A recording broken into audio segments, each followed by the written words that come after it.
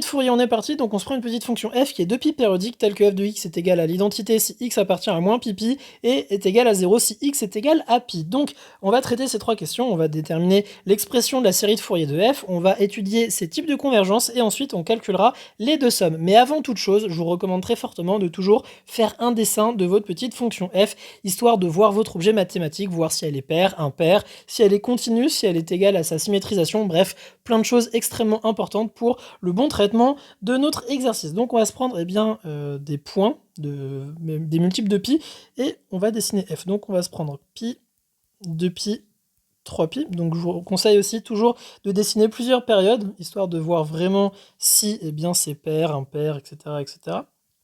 Donc moins 2pi et moins 3pi. Donc, hop. Donc on est parti. Donc, plutôt ici, hop, moins 3pi. Donc, on va dessiner en bleu notre fonction f. Donc, on a dit que ça renvoyait l'identité si x appartenait à moins pi. Donc, hop, ici, l'identité, et en moins pi, et en pi, c'est pas continu. Ensuite, en pi, ça renvoie 0, donc par 2pi périodicité en moins pi aussi.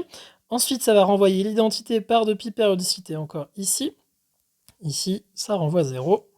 Donc, bref, voilà, vous commencez à capter le truc.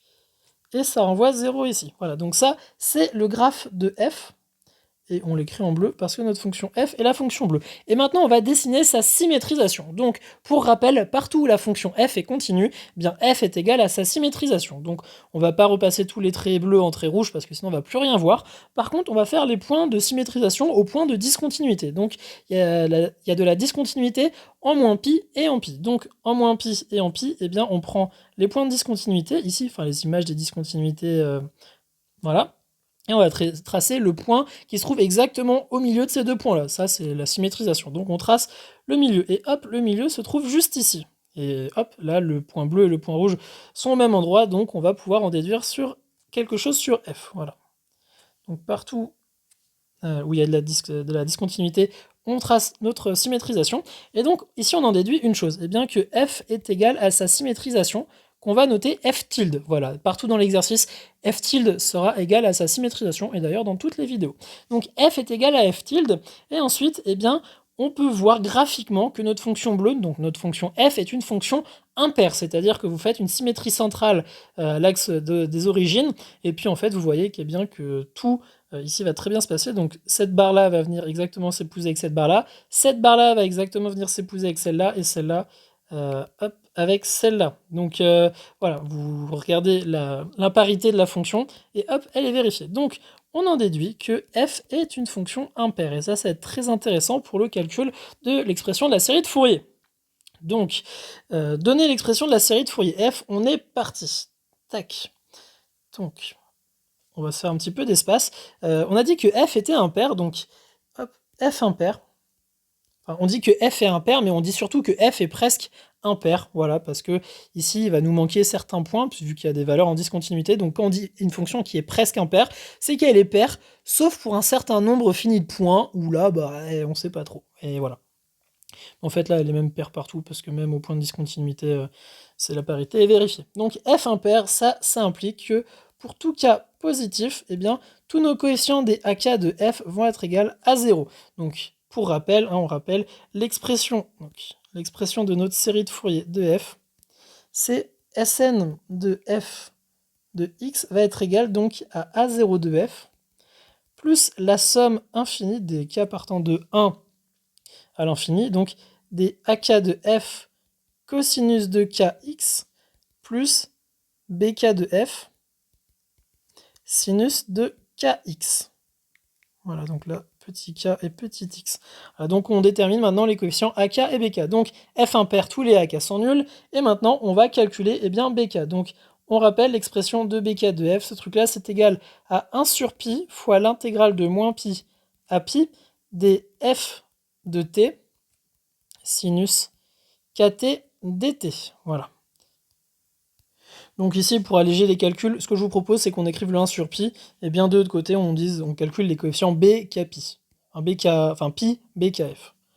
Voilà. Donc, on est parti. On a dit que sur l'intervalle moins pi, pi, f était égal à l'identité. Donc ici, f, il va être égal à t. Donc, moins pi, pi, t, sinus de kt dt. Et donc là, on va avoir à faire une petite intégration par partie. Mais avant toute chose, on peut remarquer un truc, t fois sinus de kt, c'est une fonction paire, parce que t est impair, sinus est impair, donc en fait, on peut écrire tout de suite la chose suivante. Donc en fait, on transforme le moins pi ici en 0, donc 0 à pi de la même fonction, mais avec un petit coefficient 2. Voilà, vu que c'est une fonction paire, on va s'alléger les calculs. Et donc, maintenant, on va faire une petite intégration par partie pour déterminer une primitive de t sinus kt. Donc, comment on fait ça? On va poser que u' est égal à sinus de kt, et v va être égal à t. Pourquoi dans ce sens-là? Eh bien, parce que sinus est une fonction circulaire en termes de dérivée, donc si on essaie de dériver, enfin de primitiver le sinus, donc de dériver le t, eh bien on s'en sortirait pas, parce qu'après le t prendrait 1 degré en plus par l'IPP. Donc le but c'est de tuer le t. Donc on va poser que v est égal à t, comme ça quand on va déterminer u et v', v' va être égal à 1, ça c'est super. Donc u, la primitive du sinus, c'est le moins cosinus, voilà. Donc moins cosinus de kt, mais attention, ici, sinus est une fonction composée. Le kt, faut anticiper la sortie d'un coefficient k par la dérivation. Donc c'est égal à moins 1 sur k cosinus kt. Donc, hop, on est reparti. Donc pi bk de f va être égal donc à l'intégration de ce truc-là, donc 2 fois tout notre gros bazar. Donc u fois v, ça nous fait du moins 1 sur kt cos kt, pris entre pi et 0. Moins, maintenant, l'intégrale de 0 à pi de moins 1 sur k cos kt. Voilà, et là, il n'y a plus de t, vu que le t, il part dans la dérivation. Donc, ça nous gêne. Donc, maintenant, il n'y a plus qu'à calculer. Donc, en pi, ce truc-là, ça va nous faire donc 2 fois tout ça. Donc, ça va nous faire du moins 1 k pi. Donc en 0, tout de suite, ça fait 0, donc on va pas s'y attarder. On va surtout regarder qu'est-ce qui se passe en pi. Donc, moins 1 sur k fois pi, et cos, de k pi. Voilà. Et ensuite, ici, sans même calculer la suite de ce bazar-là, le cosinus va s'intégrer en sinus, et entre pi et 0, tout ça, ça va faire 0 directement. Donc, on gagne du temps, hein, voilà, la primitive du cosinus, c'est un sinus à un signe près, et donc en pi et 0, ça renvoie 0, moins 0, c'est pas intéressant à regarder. Et donc, maintenant, on en est ici, donc moins 2 sur k fois pi, et cos de k pi, on regarde. Là, il n'y a pas de formule à connaître, c'est juste vraiment une déduction. Vous regardez, quand k vaut 0, notre petit cosinus, il va valoir 0. Cosinus 0, 0 c'est 1. Donc, k est égal à 0, ça renvoie 1. Pour k est égal à 1, le cosinus de pi, c'est moins 1. Pour k est égal à 2, ça nous fait du cosinus de 2pi, donc 1. Bref, par suite, on en déduit que cosinus de kpi, ça va être égal à moins 1 à la puissance k. Voilà, donc moins 1 à la puissance k. Parce que quand k, il est pair, ça nous renvoie du 1. Quand k est impair, ça nous renvoie du moins 1. Voilà, et comme ça, ce truc-là, c'est égal à pi bk, ça nous fait du bk de f va être égal à moins 2 sur k, moins 1 à la puissance k. Et le moins qui est ici, on peut se le rentrer dans le moins 1 à la puissance k, ça nous fait du 2 sur k, moins 1 à la puissance k plus 1. Voilà, donc, on a dit que tous les ak de f étaient égaux à 0, donc dans notre expression, ça part, tout ça, ça part, il ne nous reste plus que la somme infinie des bk de f sinus de kx. Donc, hop, ici, Sn de f de x, ici va être égal à la somme infinie des k allant de 1 à l'infini, des 2 sur k à la puissance, enfin facteur de moins 1 à la puissance k plus 1, sinus de kx. Voilà, je ne me suis pas trompé, nickel. Donc on a déterminé l'expression de Sn de f. Donc c'est exactement ce truc-là. Donc on va pouvoir s'attaquer à la deuxième question.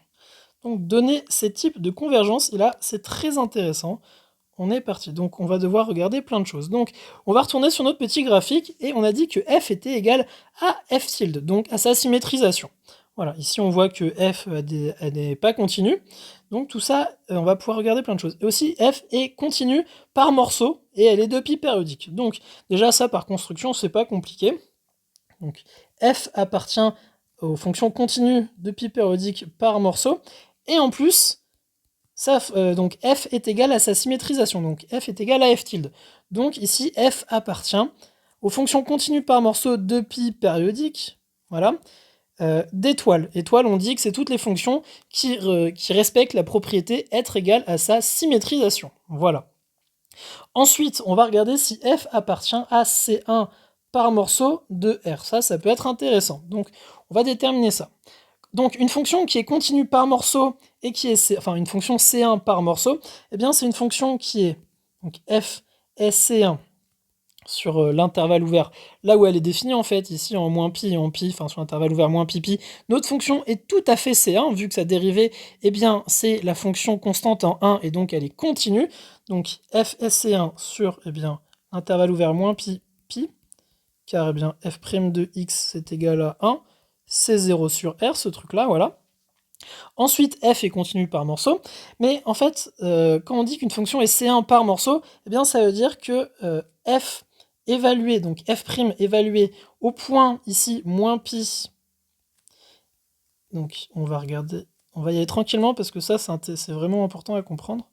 Donc en fait, on regarde les limites des dérivées en ces points-là. Donc les limites qui restent dans l'intervalle, mais qui approximent ces points. Donc on reste dans l'intervalle et on s'approche de moins pi. Donc en fait, on arrive par moins pi plus. Et ici, comme on arrive à gauche de pi, eh bien on dit pi moins. Voilà. Donc les dérivées de ces trucs-là, enfin ces objets-là existent. Donc ça, par définition, d'être C1 par morceau, eh bien notre fonction est C1 sur l'intervalle ouvert, et aux bornes, eh bien, la limite de la dérivée existe. Voilà, et c'est tout, il n'y a pas à se prendre la tête. Ah oui, mais est-ce que c'est continu ou je sais pas quoi.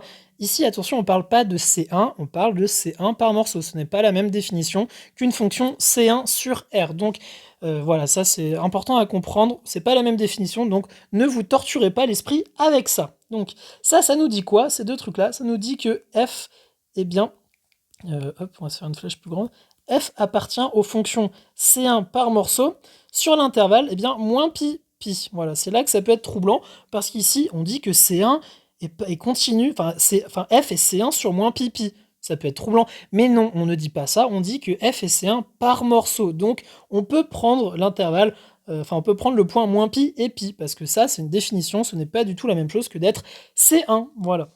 Et donc, ici, f appartient donc à C1 par morceau sur R par 2pi périodicité. Parce que notre fonction est 2pi périodique. Ici, la longueur de notre intervalle est égale à 2pi, donc par 2pi périodicité, on généralise ça à R. Voilà. Donc ça, on va en avoir besoin pour donner les types de convergence. Donc on y vient. Voilà, parce qu'en fait, on a principalement 3 outils mathématiques pour donner les types de convergence des séries de Fourier. Le premier, eh bien, on est parti.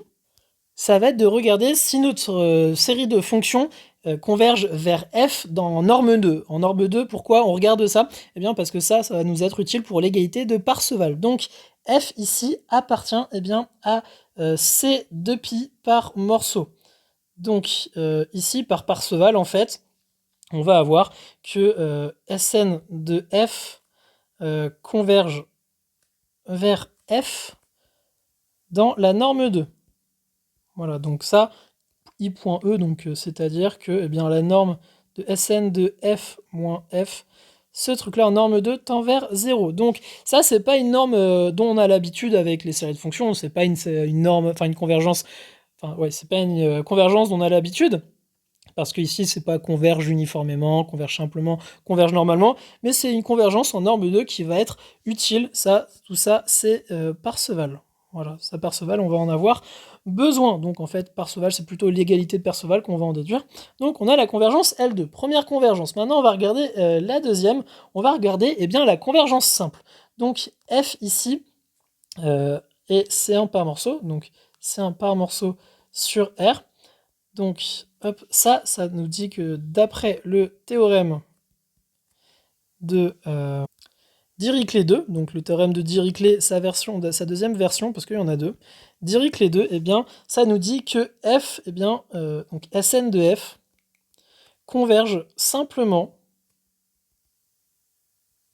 vers f sur R. Voilà, donc là on retrouve de la convergence de séries de fonctions qu'on aime bien. Et ensuite, on va se servir d'un petit corollaire. Et donc le corollaire, je vais vous le mentionner parce que ce corollaire, vous devez le connaître par cœur. Il est extrêmement puissant. Donc, ce corollaire, il nous dit exactement soit f appartenant, eh bien, aux fonctions c de pi par morceau étoile, donc c'est-à-dire que notre fonction f est égale à sa symétrisation. Donc ça, si c'est pas respecté, on peut pas utiliser ce corollaire. Donc ça va nous dire, donc si f appartient à c de pi par morceau étoile, eh bien on va avoir que Sn de f converge uniformément vers f sur l'intervalle considéré, et donc que f est continu. Voilà. Ça, c'est vraiment ce que nous dit le théorème. Donc f est continu, d'accord. Donc ça veut dire que si f appartient à c de pi par morceau, bah bam, Sn de f converge uniformément, et donc là c'est un et mathématique, c'est pas un ou, c'est vraiment un et, f est continu. Sauf que ici, on voit très clairement que f n'est pas continu, et on a dit que f appartenait bien à c de pi étoile. Donc on rentre dans le corollaire. Et ici, f n'est pas continu. C'est quoi ce bazar? Eh bien, on va regarder la réciproque de ce corollaire. Donc, la réciproque, si f n'est pas continu, eh bien, Sn ne converge pas uniformément. Donc ici, or, f n'est pas continu. Voilà. Donc, eh bien, ici, Sn de f ne converge pas uniformément. Voilà, et comme elle ne converge pas uniformément, eh bien, on ne précise pas la fonction vu qu'elle ne converge pas uniformément. En fait, par rapport au corollaire, c'est plutôt... là, j'ai mis l'implication au mauvais endroit. Hop, on va plutôt le... On suppose qu'en fait, Sn de f converge uniformément. Bah, ça implique donc que... donc, on a toujours que f est continu. Et on a que, eh bien, Sn de f va être égal à f. Voilà. Donc ça, c'est notre corollaire. Donc, comme f n'est pas continu, eh bien, on n'a pas la convergence uniforme de Sn de f. C'est peut-être un peu plus clair comme ça. Je suis allé un peu vite dans l'énonciation du théorème. Je suis désolé. Donc, ici, eh bien, Sn ne converge pas uniformément. Donc, on a de la convergence simple, mais on n'a pas de convergence ni uniforme, ni normale. Voilà, on a répondu à la question des convergences. Et donc ça, c'est intéressant parce que ça veut dire que juste, eh bien, Sn de f de x, ça va être égal à f de x, point par point, et non eh bien, sur tous les points réunis. Enfin, c'est la notion de convergence uniforme. Donc maintenant, on est parti pour calculer eh bien, la série des 1 sur k carré. Donc ça, c'est une série qui est très intéressante, vu qu'on la voit très très souvent avec les critères de Riemann, etc., quand on dit c'est un petit taux de 1 sur 1 carré, et blablabla. Et cette petite série-là. Donc on est parti, et pour ce faire, eh bien, on va se servir du fait que on a de la convergence L2. Voilà, on l'a étudié, je l'ai mentionné, c'est pas pour rien. Donc voilà, c'est juste ici. Donc comme on a que donc f appartient eh bien, à c de pi par morceau, d'après l'égalité de Parseval,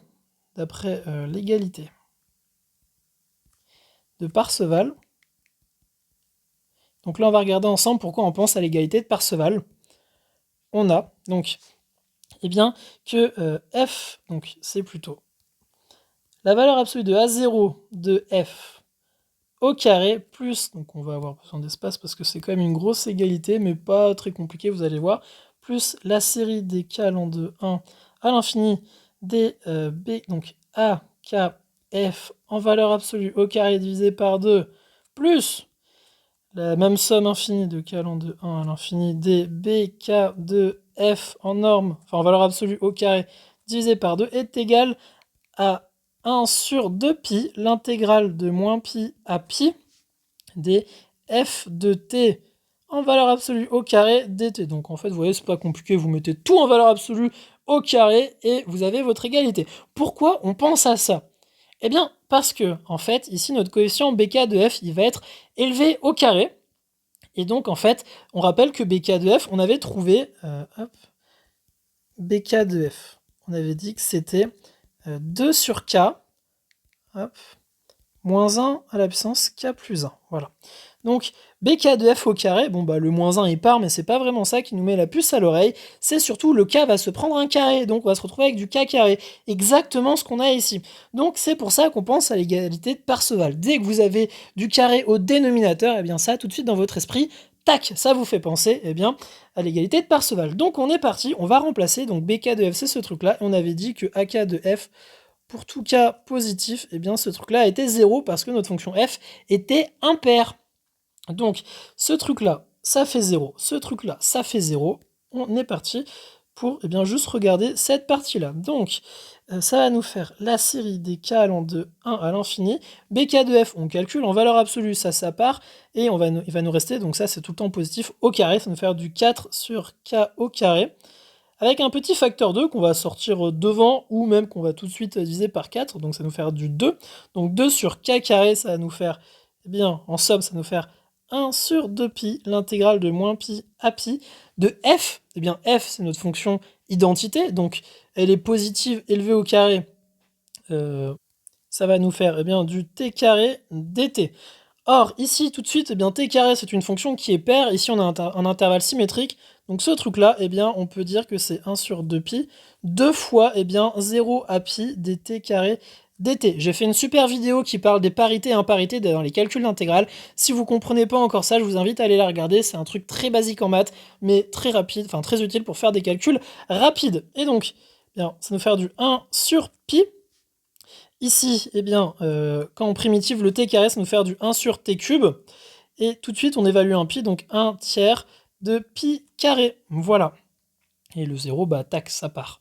Donc, en fait, on va se retrouver ici que notre petite somme de k allant de 1 à l'infini des 2 sur k2 est égale à pi. Ici, on a donc... J'y suis allé un peu vite ici, c'est pi cube quand on primitive.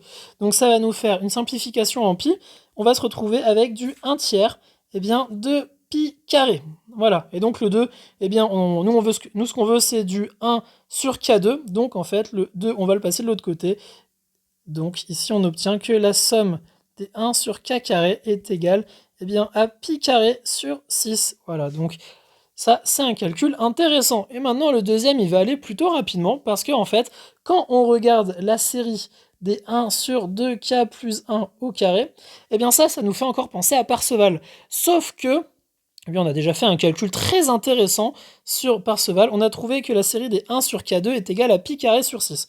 Et ici, on a du 2k plus 1. Donc, 2k plus 1 par rapport à k, en fait, c'est tous les termes impairs. Donc, en fait, on peut écrire que c'est la somme de tous les termes normaux, voilà, des 1 sur k2 comme ça, moins la somme des termes pairs, voilà, donc la somme des 1 sur 2k au carré, voilà.